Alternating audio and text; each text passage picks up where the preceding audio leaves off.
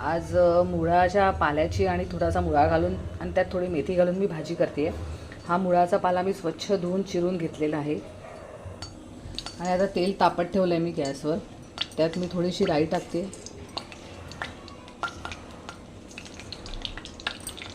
राई चांगली तडतडली आहे. त्यात थोडंसं जिरं घालणार आहे, थोडासा हिंग,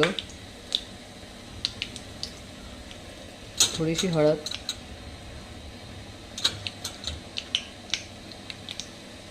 गॅस बारीक करणार आहे आणि आता हा मेथी मुळ्याचा पाला आणि मुळा या कढईत टाकणार आहे.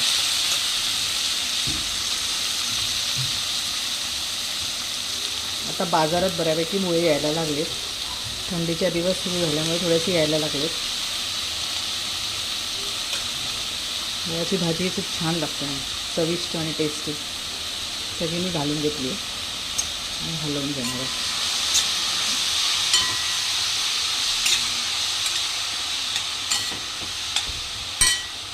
आता ही बऱ्यापैकी हलवून झाली. आता मी ह्यात शिजण्यासाठी थोडं पाणी घालणार आहे. आणि सध्या मी याच्यात काही घातलेलं नाही आहे, फक्त हळद आणि मोहरीची फोडणी करून मी शिजायला ठेवणार आहे. आणि यावर हे ताट ठेवून त्याच्यावरही थोडंसं पाणी घालणार आहे, म्हणजे पालेभाजी सगळीकडून व्यवस्थित शिजेल. भाजी बऱ्यापैकी शिजत आली आहे. तुम्ही बघू शकता हा आतमध्ये आपण मुळ्याचे जे तुकडे टाकले होते तेही थोडेसे दाबले जात आहेत. त्यामुळे तेही आता मऊ झालेत. एक 5 मिनटं अजून वाफेवर हिला शिजू द्यायची आहे. भाजी शिजली आहे. आता ह्यात मी थोडंसं लाल तिखट चवीपुरतं,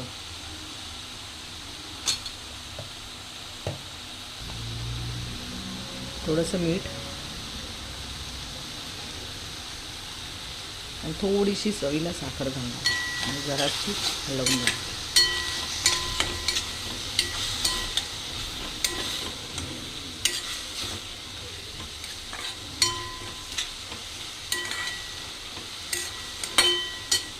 थोडंसं आता 1 चमचा मी डाळीचं पीठ लावणार आहे या भाजीला, त्यामुळे थोडंसं मी डाळीचं पीठ पण टाकणार त्याच्यात. एकदम घट्ट नाही, पण थोडंसं बाइंडिंग पुरतं मी डाळीचं पीठ घातलं याच्यात. एकदा परत हलवून घेऊन